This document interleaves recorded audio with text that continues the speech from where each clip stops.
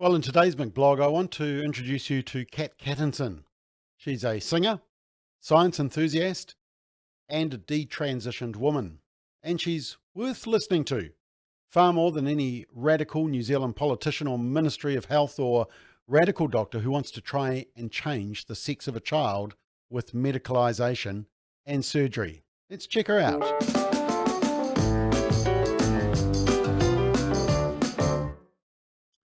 So, singer Cat Cattinson is 30. She's from Santa Cruz in Northern California, and she grew up as a female, but identified as male from the age of 13.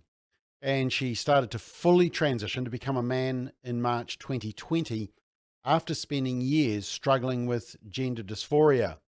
And she ultimately decided to transition back to living as a biological reality of female a year ago after identifying as this transgender man for 15 years. Now, here's a key point.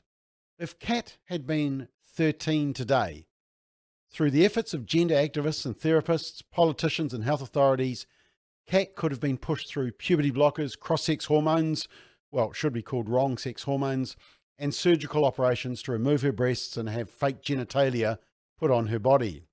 Fortunately, she didn't. Have a listen to her story. Hi, I'm Kat, and I'm a detransitioner. When I was 13, I didn't want to be a girl. My body rapidly morphed into something I didn't recognize. Weight gain, growth of my hips and breasts, and stretch marks made me feel like I was wearing a costume I couldn't take off. Boys now ogled my chest or told sex jokes in front of me. Girls I was once friends with ostracized me. Adults made comments about my body and how it had developed. To escape the discomfort, I turned to watching anime and perusing online forums. I also developed an eating disorder, which I continue to struggle with for the next decade. I thought that if my body was slim, strong, and muscular rather than soft and curvy, I would be worthy of respect. My true self was hiding somewhere underneath this disgusting shell. It was around this time that I was first introduced to gender ideology when I came across a website for female to male transgender people. I learned about gender dysphoria, described as the uncomfortable feeling of incongruence between one's biological sex and her gender identity. I know it's a lot of air quotes. I don't have a choice. After reading this, I had an epiphany. Gender dysphoria, that's what I have. Finally, I now knew of a legitimate medical condition that explained why I hated my body so much. The website included photos of bearded trans men with prominent scars on their chests. I learned that if a person had gender dysphoria, it meant he was transgender, and the only treatment was to transition. There were links to buy binders and packers, find out how to obtain testosterone, and access legal name change information. Basically, a one-stop shop for transitioning. This easily accessible website had sections completely inappropriate for 13-year-olds, like how to have sex as a trans man, the various types of bottom surgeries, meaning phalloplasty, metoidioplasty, hysterectomy. Someone in the forum boasted that her phalloplasty result was identical to male genitalia in appearance and function, leading me to believe that complete sex change was possible. I could be a man, and I had been right. My body was the problem. It wasn't aligned with my male brain, and I couldn't be happy until I transformed myself with hormones and surgery. I decided that as soon as I was able to, I would take all the measures necessary to transition. This was back in the early 2000s, so it wasn't so easy. I was not affirmed by my parents, teachers, peers, or my pediatrician. But I never stopped longing for life as a man. If I was a California teenager today, my delusion and self-hatred would have been affirmed. I would have been told that yes, my body was the problem. I would have been offered puberty blockers, which could have led to permanent effects like osteoporosis, stunted brain development, infertility, and lifelong sexual dysfunction. I may have had my breasts removed before they were finished growing. I could have had a hysterectomy greatly increasing my risk of heart disease and leaving me dependent on testosterone injections for the rest of my life.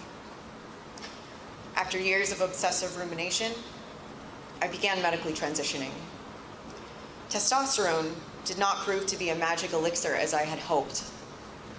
It caused health issues and the loss of my singing voice. I was a semi-professional singer, so this impacted me financially as well as physically and emotionally. I made the difficult but worthwhile decision to detransition. While I still have to work through continuous vocal discomfort and pain, I survived adolescence and early adulthood with my body intact. I still have the option to have children, breastfeed, and have intimate relationships.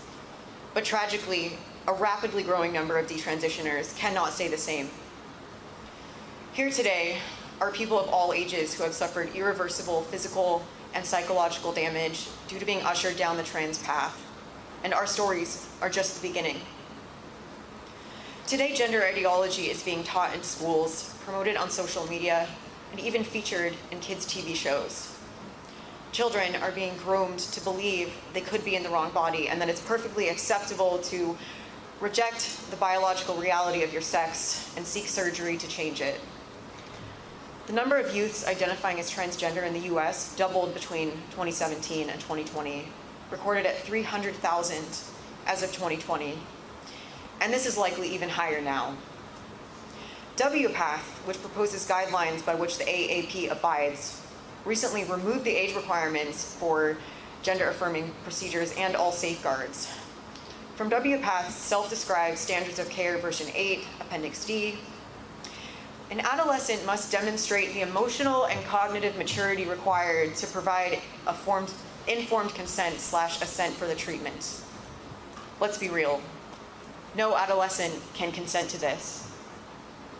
Consent laws exist because we are aware that the human brain does not fully develop until approximately age 25. If a minor cannot consent to sex before age 18, drinking alcohol before 21, or renting a car before age 25, why does WPATH and the AAP consider them capable of consenting to experimental drugs and disfiguring surgery? Yeah, it's a very powerful story, isn't it? Have to excuse the camera work there. Obviously, somebody holding an iPhone.